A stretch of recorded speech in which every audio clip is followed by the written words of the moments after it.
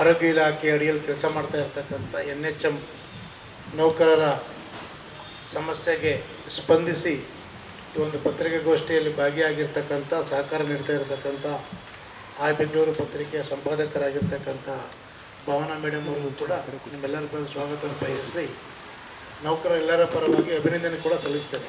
ಅವರು ಈ ಸಮಸ್ಯೆಗೆ ಸ್ಪಂದಿಸಿ ನಮ್ಮ ಜೊತೆಗೆ ಅವರ ಸಹಕಾರವನ್ನು ಕೊಟ್ಟಿದ್ದಾರೆ. ನನಗನ್ಸುತ್ತೆ ಈ ಒಂದು NHM ಇಲಾಖೆಯಲ್ಲಿ 30,000ಕ್ಕೆ ಹೆಚ್ಚು ನೌಕರರಿದ್ದಾರೆ. ಅದರಲ್ಲಿ ನನಗೆ ಗೊತ್ತಿರೋ ಹಾಗೆ ಸುಮಾರು 20,000ದಷ್ಟು ಮಹಿಳೆಯರಿದ್ದಾರೆ. ಆ ಕಾರಣಕ್ಕೆ ಸಹಕಾರಕ್ಕೆ ಬಂದಿದ್ದಾರೆ ಅಂತ ಅಂದ್ಕೊಳ್ತೀನಿ. ಎಲ್ಲರಿಗೂ ಎಲ್ರಿಗೂ ಅವರ ಕಳಕಳಿ, ನೌಕರ ಸಮಸ್ಯೆಗೆ ಅವರ ಸ್ಪಂದನೆ ಅಭಿನಂದನೀಯ. ಈ ಒಂದು ಪತ್ರಿಕಾಗೋಷ್ಠಿಯ ಉದ್ದೇಶ ಏನು, ಸರ್ಕಾರದ ಆರೋಗ್ಯ ಮತ್ತು ಕುಟುಂಬ ಇಲಾಖೆಯ ಪ್ರಧಾನ ಕಾರ್ಯದರ್ಶಿಯವರು 28/10/25 ತಾರೀಕೇನು ಒಂದು ನೋಟಿಫಿಕೇಷನನ್ನು ಹೊರಡಿಸಿದ್ದಾರೆ, ಅದರ ಬಗ್ಗೆ ಆರೋಗ್ಯ ಇಲಾಖೆಯ ಈ NHM ನೌಕರರ ಗೊಂದಲಕ್ಕೆ ಈಡಾಗಿರೋ ಕಾರಣಕ್ಕೋಸ್ಕರ ಈ ಪತ್ರಿಕಾಗೋಷ್ಠಿಯನ್ನು ನಡೆಸ್ತಾ ಇದೆ. ಮೊದಲಿನಿಂದಲೂ ಕೂಡ ಆರೋಗ್ಯ ಇಲಾಖೆಯಲ್ಲಿ ಮಾಡ್ತಾ ಇರ್ತಕ್ಕಂಥ NHM ನೌಕರರ ಸಮಸ್ಯೆಗಳ ಬಗ್ಗೆ ಭಾರತೀಯ ಮಜ್ದೂರ್ ಸಂಘ ದಿನ ಒಂದರಿಂದಲೂ ಕೂಡ ಹೋರಾಟ ಮಾಡ್ತಾ ಇದೆ. ಅದಕ್ಕೆ ಹಲವಾರು ಸಣ್ಣ ಸಣ್ಣ ಸಮಸ್ಯೆಗಳಿಗೆ ಪರಿಹಾರವನ್ನು ಕೂಡ ನಾವು ಕಂಡುಕೊಂಡಿದ್ದೀವಿ ಹೋರಾಟದ ಮುಖಾಂತರ. ಒಂದು, ಈ ಪತ್ರಿಕಾಗೋಷ್ಠಿಯ ಈ ಪತ್ರಿಕಾ ಮಾಧ್ಯಮದವರ ಮುಖಾಂತರ ನಾನು ಸ್ಪಷ್ಟಪಡಿಸೋಕ್ಕೆ ಇಷ್ಟಪಡ್ತೇನೆ. ಈ ಒಂದು ಪತ್ರಿಕಾಗೋಷ್ಠಿ ಯಾವುದೇ ಸರ್ಕಾರದ ವಿರುದ್ಧ ಅಲ್ಲ. ಈ ಪತ್ರಿಕಾಗೋಷ್ಠಿ ಆರೋಗ್ಯ ಇಲಾಖೆಯ NHM ನೌಕರರಿಗೆ ಆತಂಕ ಮೂಡಿದೆ. ಈ ಸರ್ಕಾರದ ಈ ನಡೆಯಿಂದ ಏನು 28/10/25 ಏನು ನೋಟಿಫಿಕೇಷನ್ನಿಂದ ಗೊಂದಲಕ್ಕೀಡಾಗಿದ್ದಾರೆ. ಅವರಲ್ಲಿರ್ತಕ್ಕಂಥದ್ದು ಸುಮಾರು 15-20 ವರ್ಷಗಳಿಂದ ಇಲಾಖೆಯಲ್ಲಿ ಕೆಲಸ ಮಾಡ್ತಿದ್ದಾರೆ ಗುತ್ತಿಗೆ ಆಧಾರದಲ್ಲಿ. ಅದರ ಬೇರೆ ಬೇರೆ ನೇಮಕಾತಿ ಪ್ರಕ್ರಿಯೆ ಅಂದರೆ 1 ಇಯರ್ ರಿನ್ಯೂವಲ್ಲು, ಇದು ಬೇರೆ ಬೇರೆ ಸ್ಕೀಮು ಎಲ್ಲವೂ ಕೂಡ ನಡೀತಾ ಇದೆ. ಆದರೆ ಇದರಿಂದ ಏನಂತಾರೆ, NHM ವರ್ಗಾವಣೆ ನೀತಿ ಪಾಲಿಸಿ ಮಾಡ್ತೀವಿ, HR ಪಾಲಿಸಿಯನ್ನು ಮಾಡ್ತೀವಿ, ಅದಕ್ಕೆ ಆಗಬೇಕು, ಅವರಿಗೆ ರಿಕ್ರೂಟ್ಮೆಂಟ್ ಮಾಡ್ತೀವಿ, ಈ ಥರದ ಗೊಂದಲಗಳ ನೋಟಿಫಿಕೇಷನ್ ಸಾಕಷ್ಟು ಆತಂಕಕ್ಕೀಡು ಮಾಡಿದೆ. ಇದನ್ನು ಈ ಪತ್ರಿಕಾಗೋಷ್ಠಿ ಮುಖಾಂತರ ಸರ್ಕಾರದ ಪ್ರಧಾನ ಕಾರ್ಯದರ್ಶಿಗಳಿಗೆ ಮತ್ತು ಎಲ್ಲ ಇಲಾಖೆಯ ಮುಖಂಡರಿಗೆ, ಎಲ್ಲ ನೌಕರರ ಪರವಾಗಿ ಈ ಪತ್ರಿಕಾಗೋಷ್ಠಿ ಮುಖಾಂತರ ಭಾರತೀಯ ಮಜ್ದೂರ್ ಸಂಘದ ಪರವಾಗಿ ಎಲ್ಲ ಇಲಾಖೆಯ ಸಂಘಗಳ ಪರವಾಗಿ ವಿನಂತಿ ಮಾಡ್ತಾ ಇರ್ತಕ್ಕದ್ದು ಇಷ್ಟೇ. ಇಲ್ಲಿ ಅವರಿಗೆ ಕಾಯಂ ನೌಕರರ ರೀತಿಯ HR ಪಾಲಿಸಿಯನ್ನು ಇಂಪ್ಲಿಮೆಂಟೇಷನ್ ಮಾಡಿದ್ರೆ ಅದು ಕಷ್ಟ ಆಗುತ್ತೆ. ಇಲ್ಲಿರ್ತಕ್ಕಂಥ ಎಲ್ಲರೂ ಕೂಡ ಗುತ್ತಿಗೆ ಆಧಾರದ ಮೇಲೆ ನೇಮಕಾತಿ ಆಗಿರ್ತಕ್ಕಂಥ ಒಂದು ಆನರಿಯಂ ಬೇಸ್ ಮೇಲೆ ಕೆಲಸ ಮಾಡ್ತಾ ಇರ್ತಕ್ಕಂಥ ನೌಕರರಿದ್ದಾರೆ. ಆ ಕಾರಣಕ್ಕೆ ಅವರಿಗೆ ರಿಕ್ರೂಟ್ಮೆಂಟು, ಟ್ರಾನ್ಸ್ಫರ್ ಪಾಲಿಸಿ ಎಲ್ಲವನ್ನೂ ಕೂಡ ಬೇರೆ HR ಪಾಲಿಸಿಯ ಆಧಾರದ ರೀತಿ ಒಳಗೆ ಮಾಡಿದ್ರೆ ತುಂಬ ಕಷ್ಟ ಆಗುತ್ತೆ. ಅದನ್ನು ಜಾರಿಗೊಳಿಸಬೇಡಿ ಅಂತಕ್ಕಂಥ ವಿನಂತಿಯನ್ನು ಎಲ್ಲ ನೌಕರರ ಪರವಾಗಿ ನಾನು ಸರ್ಕಾರಕ್ಕೆ ಇವತ್ತು ಈ ಪತ್ರಿಕಾಗೋಷ್ಠಿ ಮುಖಾಂತರ ಮಾಡ್ತಾ ಇದ್ದೀನಿ. ಯಾಕೆ ಅಂತಂದರೆ ಹಲವಾರು ನಿಯಮಗಳು, ಪಾಲಿಸಿಗಳು ನೌಕರರಿಗಿರೋದು ಸಹಜವಾಗಿ ನಾವೆಲ್ಲರೂ ಕೂಡ ಗೊತ್ತಿದೆ. ನಮಗೆ ಕಾಯಂ ನೌಕರರಿಗೆ ಇಂಪ್ಲಿಮೆಂಟೇಷನ್ ಮಾಡ್ತಕ್ಕಂಥ ನಿಯಮಗಳನ್ನು ಈ ಗುತ್ತಿಗೆ ಆಧಾರದ ಮೇಲೆ ಮಾಡ್ತಕ್ಕಂಥವ್ರಿಗೆ, ಸ್ಕೀಮಲ್ಲಿ ಮಾಡಿದವರಿಗೆ, ಗೌರವಧನದ ಮೇಲೆ ಆಧಾರದ ಮಾಡಿದವರಿಗೆ ಅವರೆಲ್ಲವನ್ನು ಕೂಡ ಜಾರಿಗೊಳಿಸಲಿಕ್ಕಾಗಲ್ಲ. ಆ ಕಾರಣಕ್ಕೆ ಸರ್ಕಾರದಲ್ಲಿ ಯಾರು ಈ ರೀತಿಯ ಅಡ್ಮಿನಿಸ್ಟ್ರೇಟಿವ್ ಡಿಪಾರ್ಟ್ಮೆಂಟಲ್ಲಿ ಕೆಲಸ ಮಾಡ್ತಕ್ಕಂಥ ಅಧಿಕಾರಿಗಳಿದ್ದಾರೆ, ಇದನ್ನೊಂದಿಷ್ಟು ಯೋಚನೆಯನ್ನು ಮಾಡಬೇಕು ಅಂತ ವಿನಂತಿಯನ್ನು ಎಲ್ಲರ ಪರವಾಗಿ ಮಾಡ್ತಾ ಇದ್ದೀನಿ. ಇವತ್ತು ಉದಾಹರಣೆಗೆ ಖಾಸಗಿ ನೌಕರರಿಗೆ ಟ್ರಾನ್ಸ್ಫರ್ ಆಯಿತು ಅಂದರೆ ಟ್ರಾನ್ಸ್ಫರ್ ಅಲವೆನ್ಸ್ ಕೊಡ್ತಾರೆ. ಅವರು ಒಂದೂರಿಂದ ಒಂದೂರಿಗೆ ಬದಲಾವಣೆ ಆದರೆ ಜಿಲ್ಲಾ ಕೇಂದ್ರದಿಂದ ಮೆಟ್ರೋಪಾಲಿಟನ್ ಸಿಟಿಗೆ ಹೋದರೆ HR ಚೇಂಜ್ ಆಗುತ್ತೆ. ಮತ್ತು 10 ನಿಯಮಗಳಿದೆ. ಈ ನಿಯಮಗಳನ್ನು ಈ ಗುತ್ತಿಗೆ ಕಾರ್ಮಿಕರಿಗೆ ಕೊಡ್ತೀರಾ ನೀವು? ಇವ್ರಿಗೆ ಕೊಡ್ತಾ ಇರೋದು ಫಿಕ್ಸ್ ಸ್ಯಾಲ್ರಿ. ಇದರಲ್ಲಿ ಎಲ್ಲವನ್ನೂ ಕೂಡ ಜಾರಿ ಮಾಡಲಿಕ್ಕಾಗಲ್ಲ. ಈ ರೀತಿಯ ಗೊಂದಲದ ಸರ್ಕ್ಯುಲರ್ ಜಾರಿ ಮಾಡಿದ ಕಾರಣಕ್ಕೋಸ್ಕರವಾಗಿ ಆತಂಕದಲ್ಲಿ ನೌಕರರಿದ್ದಾರೆ. ಈ ಗುತ್ತಿಗೆ ನೌಕರರಿಗೆ ನೀವು ಕೊಡ್ತಾ ಇರ್ತಕ್ಕಂಥ ಸ್ಯಾಲರಿ ಆಗಲಿ, ಗೌರವಧನ ಆಗಲಿ ತುಂಬ ಕಡಿಮೆ ಇದೆ.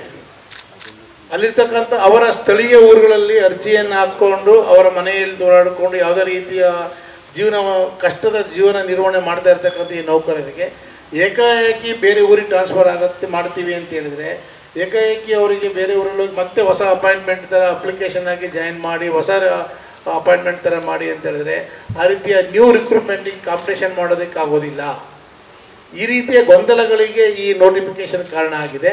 ಆ ಕಾರಣಕ್ಕೋಸ್ಕರವಾಗಿ ಎಲ್ಲ ನೌಕರರ ಭವಿಷ್ಯ ಆತಂಕದಲ್ಲಿರೋ ರೀತಿಯೊಳಗೆ ಅವರು ಆತಂಕದಲ್ಲಿ ಇದ್ದಾರೆ ಎಲ್ಲ ನೌಕರರು. ಆ ಕಾರಣಕ್ಕೋಸ್ಕರವಾಗಿ ಇವತ್ತು ಪತ್ರಿಕಾಗೋಷ್ಠಿ ಮುಖಾಂತರ ಸರ್ಕಾರದ ಇಲಾಖೆಯ ಅಧಿಕಾರಿಗಳಿಗೆ ನಿಮ್ಮೆಲ್ಲರ ಎಲ್ಲ 30,000ಕ್ಕೂ ನೌಕರ ಪರವಾಗಿ ಇದು ವಿನಂತಿ, ಇದು ಪ್ರತಿಭಟನಾ ಸಭೆ ಅಲ್ಲ. ಎಲ್ರಿಗೂ ಪತ್ರಿಕಾಗೋಷ್ಠಿ ಮುಖಾಂತರ ಸರ್ಕಾರಕ್ಕೆ ಮನವರಿಕೆ ಮಾಡಿಕೊಡ್ತಾ ಇದ್ದೀನಿ. ಆದರೆ ಈ ರೀತಿಯ ನೋಟಿಫಿಕೇಷನ್ನ ಮಾಡಿ ಇದನ್ನು ಇಂಪ್ಲಿಮೆಂಟೇಷನ್ ಮಾಡಿ ಹೋದಾಗ ಅನಿವಾರ್ಯವಾಗಿ ಹೋರಾಟ ಮಾಡ್ತಕ್ಕಂಥ ಪರಿಸ್ಥಿತಿ ಬರುತ್ತೆ. ಅದಕ್ಕೆ ವಿನಂತಿ ಮಾಡ್ತಾ ಇದ್ದೀವಿ ಏನು ಅಂತಂದರೆ ಇದನ್ನು ಜಾರಿಗೊಳಿಸಬೇಡಿ. ಇದುವರೆಗೂ ಹೇಗೆ ನಡೀತಾ ಇದೆ ಆ ರೀತಿ ನಡೀಲಿ. ಅಲ್ಲಿ ಅವರಿಂದ ಸರ್ಕಾರಕ್ಕೆ ಗೊತ್ತಿದೆ, ಸಮಾಜಕ್ಕೆ ಗೊತ್ತಿದೆ. NHM ನೌಕರರು ಎಲ್ಲ ಸಂದಿಗ್ಧ ಪರಿಸ್ಥಿತಿಯಲ್ಲಿ, ಕೋವಿಡ್ ಅಂತ ಸಂದಿಗ್ಧ ಪರಿಸ್ಥಿತಿಯಲ್ಲೂ ಕೂಡ ತಮ್ಮ ಜೀವವನ್ನು ತೊರೆದು ಈ ಸಮಾಜದ ರಕ್ಷಣೆಯನ್ನು ಮಾಡಿದ್ದಾರೆ, ಆರೋಗ್ಯ ಇಲಾಖೆ ಸೇವೆಯನ್ನು ಕೊಟ್ಟಿದ್ದಾರೆ. ಇದು ಎಸೆನ್ಷಿಯಲ್ ಸರ್ವಿಸಲ್ಲಿ ಬರುತ್ತೆ. ಆದರೆ ಅವರಿಗೆ ಸರ್ಕಾರ ಕೊಡ್ತಾ ಇರ್ತಕ್ಕಂಥ ಸೌಲಭ್ಯಗಳ ಬಗ್ಗೆ ಹೇಳಿದ್ರೆ ಮತ್ತೆ ಪ್ರತಿಭಟನಾ ಸಭೆನೇ ಮಾಡಬೇಕಾಗತ್ತೆ. ಅದು ಇವತ್ತು ಅದರ ಉದ್ದೇಶ ಅಲ್ಲ.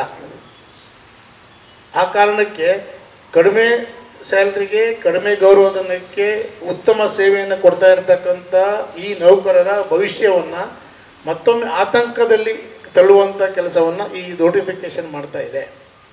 10 ವರ್ಷ ಆದವರಿಗೆ ಕಂಪಲ್ಸರಿ ಟ್ರಾನ್ಸ್ಫರು ಮತ್ತು ರಿಕ್ರೂಟ್ಮೆಂಟ್, ಈ ಥರದ ಹಲವಾರು ಗೊಂದಲದ ವಿಷಯಗಳನ್ನು ನೋಟಿಫಿಕೇಷನ್ ಮಾಡಿದ್ದಾರೆ. ಅಕಸ್ಮಾತ್ ಏನಾದರೂ ಕೇವಲ ಆಯಿತು ಯಾವುದೋ ಒಂದು ಹೊಸದೊಂದು HR ಪಾಲಿಸಿಯನ್ನು ಮಾಡಿ ಇವ್ರಿಗೊಂದು ಎಲ್ಲ ಸಜೆಷನ್ ತೊಗೊಂಡು ಅಂತ ಅಷ್ಟೇ ಹೇಳ್ಬಿಟ್ಟಿದ್ರೆ ಬೇರೆ ಥರ ಇತ್ತು.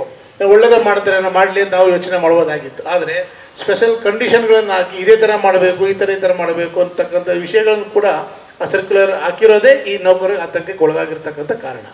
ಆ ಕಾರಣಕ್ಕೆ ಮತ್ತೊಮ್ಮೆ ಎಲ್ಲ ನೌಕರರ ಪರವಾಗಿ, ಆ ಒಂದು NHM ಇಲಾಖೆಯಲ್ಲಿ ಇರ್ತಕ್ಕಂಥ ಎಲ್ಲ ಸಂಘಗಳ ಪರವಾಗಿ ಸರ್ಕಾರಕ್ಕೆ, ಅಧಿಕಾರಿಗಳಿಗೆ ಮತ್ತು ಸರ್ಕಾರದಲ್ಲಿರ್ತಕ್ಕಂಥ ನನಗೆ ಗೊತ್ತಿರೋ ಕೆಲವೊಂದು ಟೈಮ್ ಈ ಥರದ ನೋಟಿಫಿಕೇಷನ್ನು ಮಂತ್ರಿಗಳಿಗಾಗಲಿ ಮುಖ್ಯಮಂತ್ರಿಗಳಿಗೆ ಗಮನಕ್ಕೆ ಇರೋದಿಲ್ಲ. ಆ ಥರನೂ ಆಗಿರೋ ಸಾಧ್ಯತೆ ಇರ್ಬೋದು. ಅದೇ ಪತ್ರಿಕಾಗೋಷ್ಠಿ ಮುಖಾಂತರ ಸರ್ಕಾರದ ಮಾನ್ಯ ಮಂತ್ರಿಗಳಿಗೂ ಮಾನ್ಯ ಮುಖ್ಯಮಂತ್ರಿಗಳಿಗೂ ನನ್ನ ವಿನಂತಿಯನ್ನು ಮಾಡೋದು ಇಷ್ಟೇ. ಈ ರೀತಿಯ 30,000 ಜನರ ನೌಕರರ ಭವಿಷ್ಯದ ಮೇಲೆ ಆತಂಕದಲ್ಲಿಟ್ಟು ಅವ್ರ ಜೀವನ ಮಾಡೋದಕ್ಕೆ ಅವಕಾಶ ಮಾಡಿಕೊಡಬೇಡಿ. ದಯವಿಟ್ಟು ಈ ನೋಟಿಫಿಕೇಷನ್ನ ಹಿಂದಕ್ಕೆ ಪಡೆದು ಪಡೀರಿ. ನಮ್ಮ ಆಗ್ರಹ ಇಷ್ಟೇ. ಏನು HR ಪಾಲಿಸಿ ಮಾಡ್ತೀವಿ ಅಂತಕ್ಕಂಥ ನೋಟಿಫಿಕೇಷನನ್ನು ಮಾಡಿದ 28ನೇ ತಾರೀಕು ತಕ್ಷಣಕ್ಕೆ ಹಿಂದಕ್ಕೆ ಪಡೀರಿ. ಅವರಿಗೆ ಹಿಂದೆ ಕೂಡ ನಾವು ಸರ್ಕಾರಕ್ಕೆ ಮನವಿ ಕೊಟ್ಟಿದ್ದೀವಿ. ಯಾರಿಗೆ ಆ ರೀತಿಯ ವರ್ಗಾವಣೆ ಬೇಕು ಅಂತ ರಿಕ್ವೆಸ್ಟ್ ಕೊಡ್ತಾರೆ, ಅದು ನಿಮಗೆ ಕೊಡಲಿಕ್ಕೆ ಸಾಧ್ಯ ಇದ್ದರೆ, ಅಲ್ಲಿ ಪ್ಲೇಸ್ ಇದ್ದರೆ ಅದನ್ನು ಮಾಡಿಕೊಡಿ. ರಿಕ್ವೆಸ್ಟ್ ಟ್ರಾನ್ಸ್ಫರ್ ಕೊಡಿ. ಇನ್ನೊಂದು ಏನು ಹೇಳ್ತಾರೆ, ಅದು ಮ್ಯೂಚುವಲ್ ಕನ್ಸೆಂಟ್ ಇದೆ, ಮ್ಯೂಚುವಲ್ ಕನ್ಸೆಂಟ್ ಕೊಡಿ. ಈ ಥರದ್ದು ಹಿಂದೆ ಕೂಡ ಕೆಲವೊಂದು ನಡೆದಿದೆ, ಅದಕ್ಕೆ ಅವಕಾಶ ಮಾಡಿಕೊಡಿ. ನನ್ನ ವಿನಂತಿ ಇಷ್ಟೇ, ನೌಕರ ಸ್ನೇಹಿ ಆಡಳಿತವನ್ನು ಕೊಡಿ. ಕೆಲಸ ಮಾಡ್ತಾ ಇದ್ದಾರೆ, ಅವ್ರು ನಿಮಗೆ ಸೇವೆ ಮಾಡ್ತಿದ್ದಾರೆ. ಸಮಾಜದ ನೊಂದು ಒಂದು ಆರೋಗ್ಯದಲ್ಲಿ ಕಷ್ಟದಿದ್ದಂಥ ಬಂದ ಇವರಿಗೆ ತುಂಬ ಕಡಿಮೆ ಹೇಳ್ತಾರೆ ಚೀಪ್ ರೇಟಲ್ಲಿ ಸೇವೆಯನ್ನು ಕೊಡ್ತಾ ಇರ್ತಕ್ಕಂಥ ನಮ್ಮ ನೌಕರರು, ಅವರಿಗೆ ನೌಕರ ಸ್ನೇಹಿ ಆಡಳಿತವನ್ನು ಕೊಡಿ ಅಂತಕ್ಕಂಥ ವಿನಂತಿಯನ್ನು ಮಾಡ್ತಾರೆ. ಅವ್ರಿಗೆ ಎಷ್ಟಾಗುತ್ತೋ ಅಷ್ಟು ಅವ್ರಿಗೆ ಅನುಕೂಲ ಮಾಡಿಕೊಡಿ. ಸಂಬಳ ಜಾಸ್ತಿ ಕೊಡೋದಕ್ಕೆ ಬೇರೆ ಬೇರೆ ಪಾಲಿಸಿ ಕಷ್ಟಗಳನ್ನು ನೀವು ಹೇಳ್ತಾ ಇದ್ದೀರಾ. ಅದ್ರ ಬಗ್ಗೆ ಮತ್ತೆ ಹೊಡೆದು ಪತ್ರಿಕಾಗೋಷ್ಠಿ ಬೇರೆ ವಿಷಯಕ್ಕೆ ಹೋಗುತ್ತೆ. ಆ ವಿಷಯವನ್ನು ಡೈವರ್ಟ್ ಮಾಡೋದಕ್ಕೆ ಖಂಡಿತ ಹೋಗೋದಿಲ್ಲ. ಇವತ್ತಿನ ಪತ್ರಿಕಾಗೋಷ್ಠಿಯ ಒಂದೇ ವಿಷಯ, ಈ ನೋಟಿಫಿಕೇಷನನ್ನು ಹಿಂದಕ್ಕೆ ಪಡೀರಿ. ಅವರಿಗೆ ಈಗ ಎಲ್ಲಿ ಕೆಲಸ ಮಾಡ್ತಿದ್ದಾರೋ ಅದೇ ರೀತಿಯ ಒಳಗೆ ಕೆಲಸವನ್ನು ಮುಂದುವರಿಸೋದಕ್ಕೆ ಅವಕಾಶ ಮಾಡಿಕೊಡಿ ಅಂತ ಈ ಮೂಲಕ ಆಗ್ರಹಪಡಿಸ್ತೇನೆ. ಇನ್ನೇನಾದರೂ ವಿಷಯಗಳಿದ್ದರೆ ಅದಕ್ಕೆ ನಮ್ಮ ಶ್ರೀಕಾಂತ್ ಸ್ವಾಮಿ ಅವರು ವಿಶ್ವರಾಧ್ಯ ಅಡಿಷನ್ ಮಾಡ್ತಾರೆ. ಮತ್ತೊಮ್ಮೆ ಈ ಪತ್ರಿಕಾಗೋಷ್ಠಿ ಮುಖಾಂತರ ಎಲ್ಲ ಪತ್ರಿಕಾ ಮಾಧ್ಯಮದವರಿಗೆ, ಭಾರತೀಯ ಮಜ್ದೂರ್ ಸಂಘದ ಪರವಾಗಿ, ಎಲ್ಲ NHM ನೌಕರರ ಸಂಘಗಳ ಪರವಾಗಿ ವಿನಂತಿ ಮಾಡ್ತಾ ಇರೋದಿಷ್ಟೇ ಸರ್ಕಾರಕ್ಕೆ.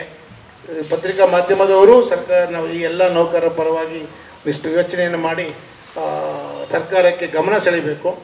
ಈ ರೀತಿಯ ಒಂದು ತುಂಬ ಕಡಿಮೆ ಸಂಬಳಕ್ಕೆ, ವೇತನಕ್ಕೆ ಕೆಲಸ ಮಾಡ್ತಾ ಇರ್ತಕ್ಕಂಥ ನೌಕರರ ಪರವಾಗಿ ನಿಂತು ಸರ್ಕಾರಕ್ಕೆ ಒಂದು ಜಾಗೃತಿಯನ್ನು ಮಾಡಿಸೋ ಕೆಲಸದಲ್ಲಿ ನೀವು ಕೂಡ ಇವರ ಪರವಾಗಿ ನಿಲ್ಲಬೇಕು ಅಂತಕ್ಕಂಥ ವಿನಂತಿಯನ್ನು ಎಲ್ಲ ಪತ್ರಿಕಾ ಮಾಧ್ಯಮದವರಿಗೆ, ನನ್ನ ಸಹೋದರರಿಗೆ ವಿನಂತಿಯನ್ನು ಮಾಡ್ತೇನೆ. ಧನ್ಯವಾದ. ಏನಾದರೂ ವಿಷಯಗಳಿದ್ದರೆ ಕೇಳ್ಬೋದು.